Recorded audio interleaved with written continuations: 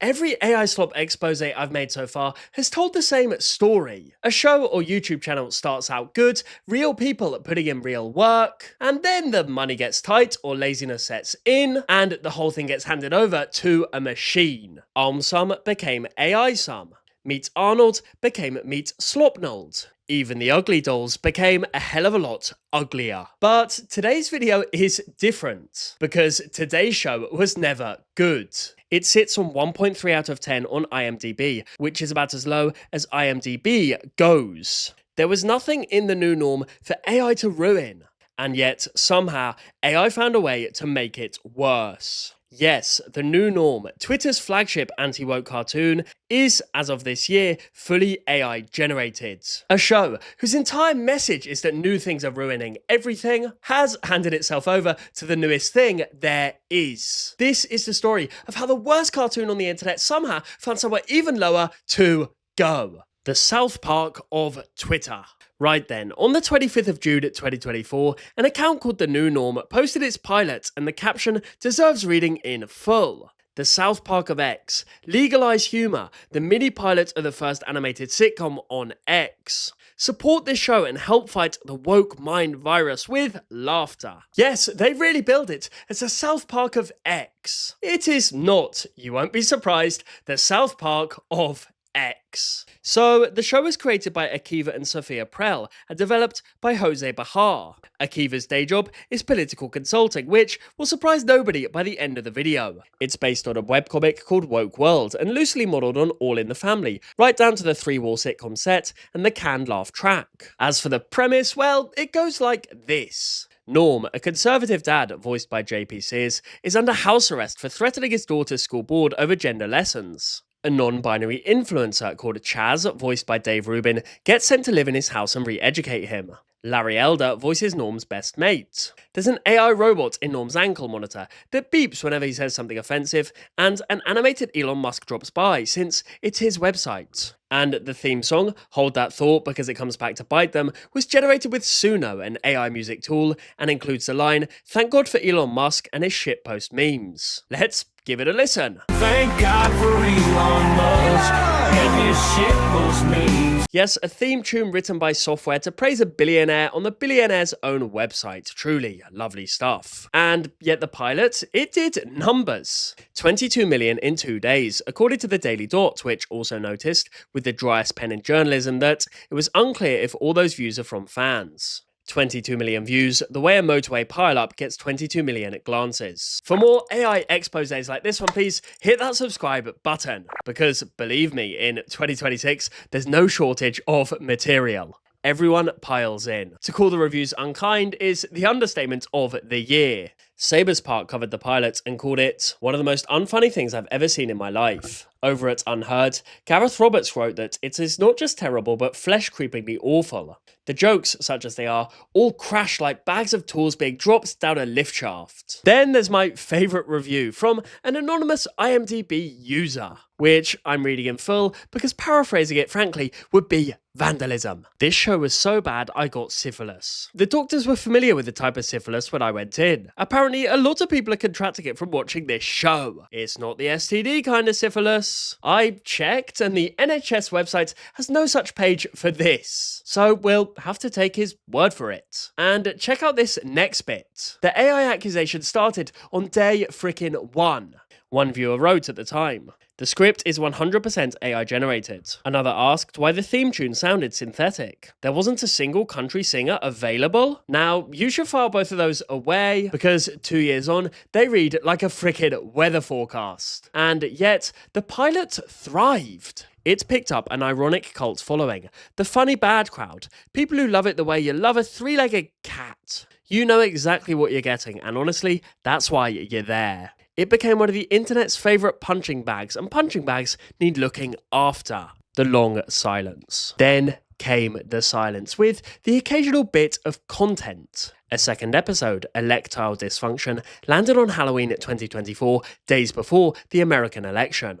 A third, War Games, dropped on election day itself. The consensus among the ironic fans was that the magic had drained out. Yes, while the pilot was hilariously broken, the sequels were just broken. 2 more episodes turned up in February 2025, both about meme coins, bringing the grand total to 5. After that, the account settled into posting anything except a cartoon. Memes on April Fool's Day. Something in June. Silence until September. A flurry in January, a poll in March. Yes, glaciers truly keep tighter schedules. Zerex, who has chronicled this show from the very start for their series The Search for the Worst Cartoon, has a theory about the silence. It's the same theory they apply to every anti-woke cartoon that vanished after November 2024. They got what they wanted. Once your side wins, owning the woke mind virus loses its thrill. Rage farming is a renewable resource, right up until you're put in charge of the farm. Full disclosure.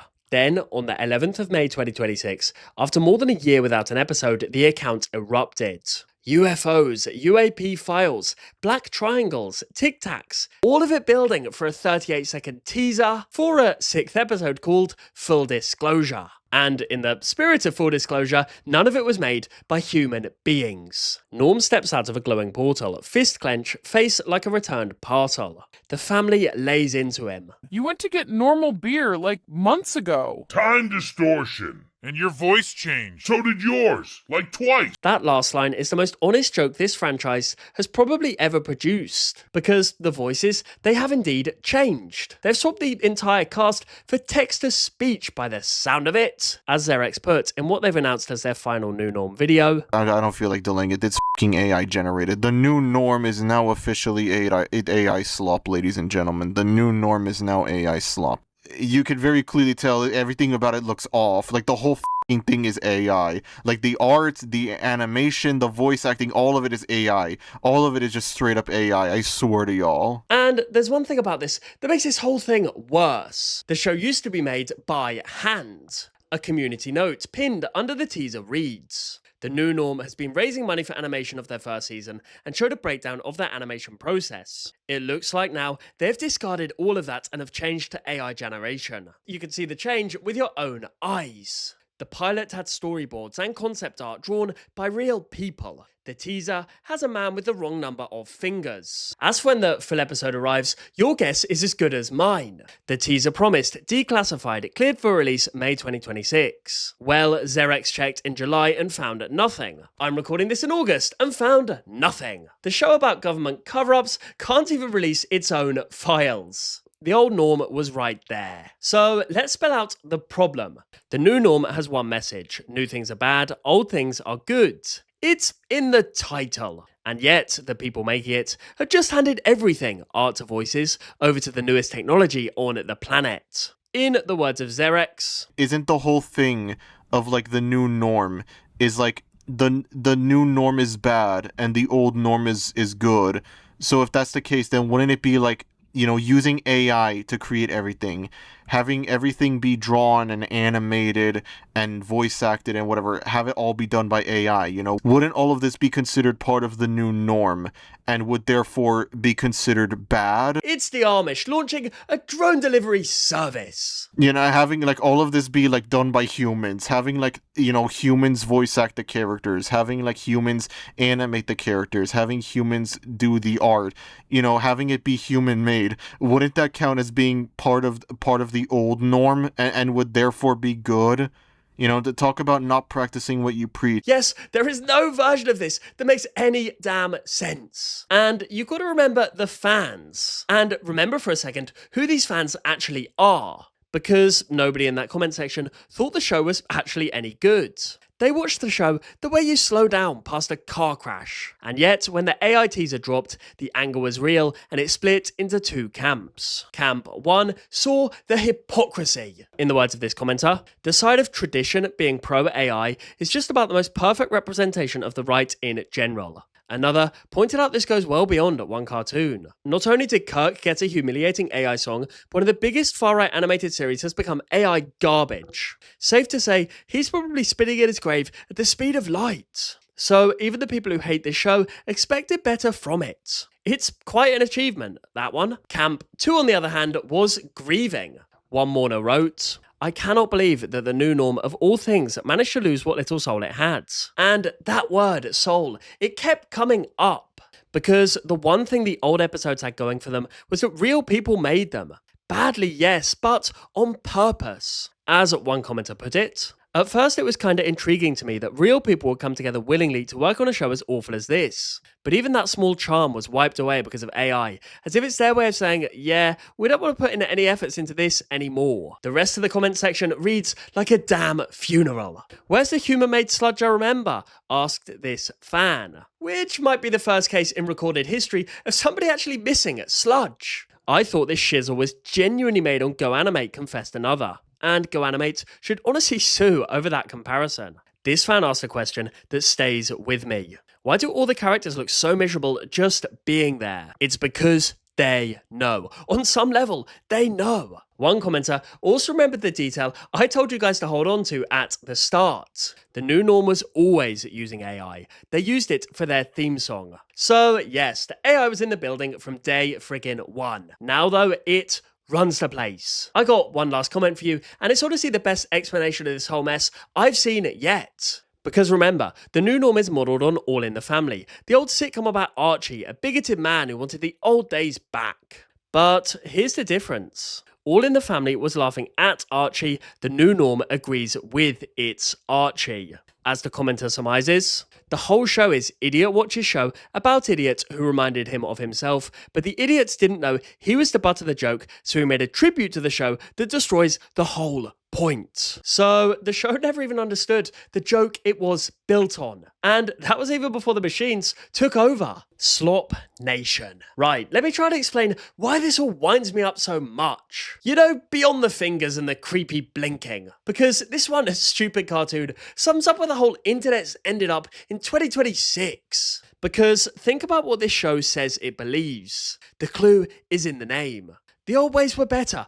The old culture was better. And the show they picked as their template, All in the Family, is about as handmade as television gets. That thing came out of a room full of writers arguing over every line. Actors performed it in front of a real audience, and the laughter you hear on tape is real people laughing in a real room. Whatever you think of the politics, human beings built that show, and you can feel it. Now, put that next to what the new Norm lot did with their own program.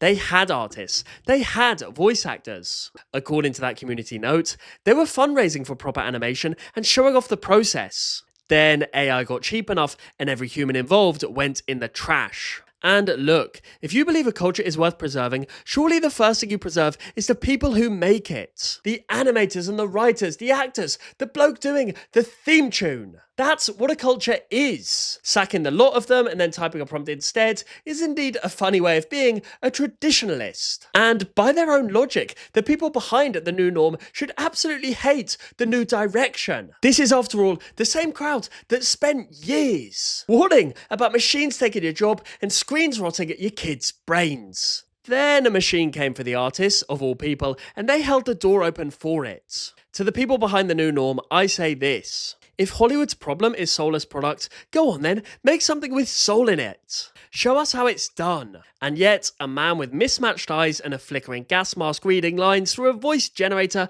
is what they came back with. Remember, we had 2 years of them saying, we'll make our own culture. And it turns out they meant a subscription to a video AI model. Even if you don't care about any of that, look at it as a business decision. Because who actually watched this show? Well, nobody who agreed with it as far as I can tell. The audience was people like Xerex and everyone in those comments turning up to laugh at it. And yet, you can only laugh at something when a person makes a decision.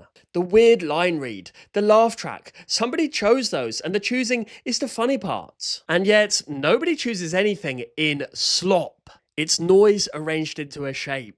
So, the one audience this show ever had, the ironic one, has nothing left to watch. They automated the show and lost the joke in the process. They also picked the worst possible year to do it, because 2026, as we all know, is drowning in this shizzle.